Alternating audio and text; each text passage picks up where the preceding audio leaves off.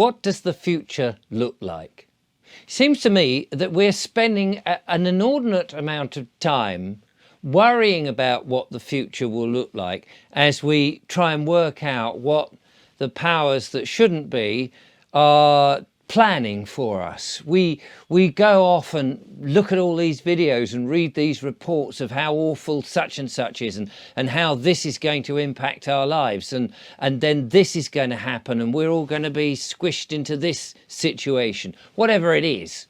I hope they can't remember. That's all I have been doing for years. I am sure they can't, stupid morons that they are. Anyway, back to the New World Order script. As long as I stick to that, nothing can go wrong. They have been doing this mind fuck for years. And we concentrate on that. And I get emails all the time. People are sending me emails. Oh, Richard, have a look at this. This is very urgent, they say. Look at this. Oh, have a look at that. Sometimes they don't even bother to tell me what the content of the video is. It's just a link, and you go. Now I'm talking about all the people trying to spread the truth of the NWO, who are banned or shadow banned on the internet, making them look like loony conspiracy theorists. You can see my followers now saying, yes, you can't believe anything these nutters say, even though most of it has been said by me many times. The important thing is the truth is only heard through a New World Order shill, so the hope it offers can be destroyed by the person who gave it. That's me, that is, I am good, watch me. Lead the fools to the promised land. Oh, and then I look at it and I think, oh, should I press it? Is it going to give me bad news? Is it going to make me feel depressed and down? Is it going to help me materialize the future by accepting what's being said in a video of somebody I've never met who's telling me that the world is going to collapse or is going to burn up, or that these people, these devil worshippers are going to control our lives or depopulate us, or all of that? You have to hand it to the New World Order script writers. I have just described my vlogs for the last 2 years as being really bad for you, but laid all the blame on the unseen actual freedom fighters. God, this is good stuff. And I think to myself, well, I've been on a bit of a spiritual journey, and I'm told that we, as Bruce Lipton, I think it was, is creating our universe with our thoughts.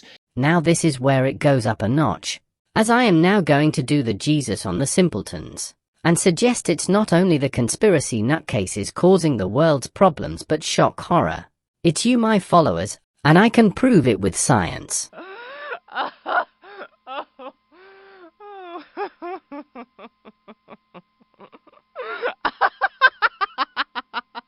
Anyway, watch this. Now, he's a scientist, and he's telling us that actually the thoughts are creating the atoms and the vibrations and the molecules or whatever it is, that everything is just moving like this, and we create it.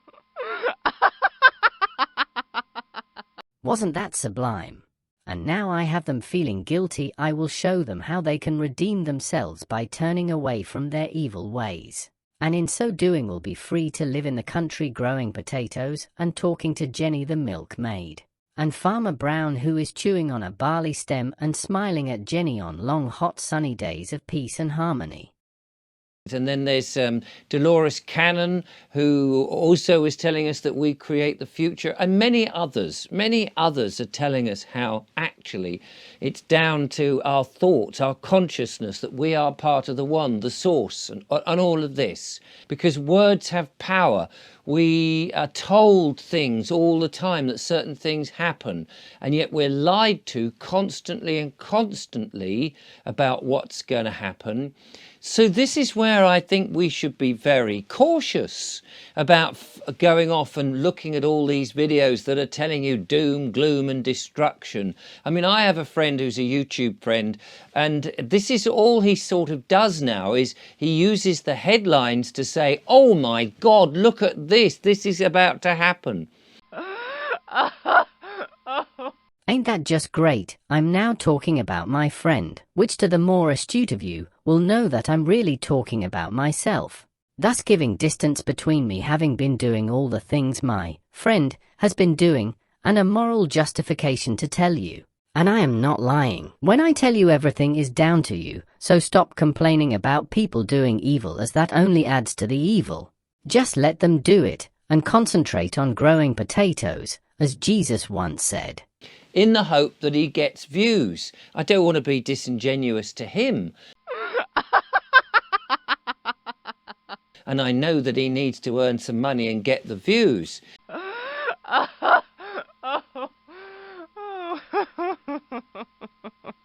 And many people are doing this. They're using the negative, the terror, the frightening gambit to get people to watch their videos. But not me. And then they're saying all these terrible things are happening. But all that's happening now is you are helping to create the thing you do not want by pointing it out. Or we choose to raise our vibrations, to have unconditional love, to forgive those that have damaged us, use that as a kick up the old bottom. To get back to servitude where you belong. To change our way that we think and to embrace a new life, to concentrate on the life that we actually want. This is it, the moment my whole career has been building up to, the Jesus shot, the forgive them for they know not what they do scene. Now I know just how Jesus felt. I hope I can do it justice. Here goes. Not the one we don't want. So what is your future going to be? Mine is a much simpler life. I want to move away from a lot of this technology, the Wi-Fi technology, the 5G. I'm not particularly interested in downloading videos in an instant. I'm not particularly interested in having mobile technology or chips or implants and all of that. I'm not particularly interested in central bank digital currencies. Mine is a much simpler world. I want to get back to the land. I want to get back to nature. I want to be one with this planet. I want to have a community of like-minded people about me that we can share different jobs, toiling the soil. I want to be able to sit in a shepherd's hut and puff on a pipe and watch sheep. I want to just take time to contemplate, to be one with the universe, to listen to what my gut is telling me, to what my higher conscious is telling me. I want to hear the nature, the birds and the sounds. I want to observe the animals, the mammals that have just the same right to be on this planet as we do. I want to grow my own food, I want to make my own butter, and I want to milk my own cows, I want to breed my own pigs.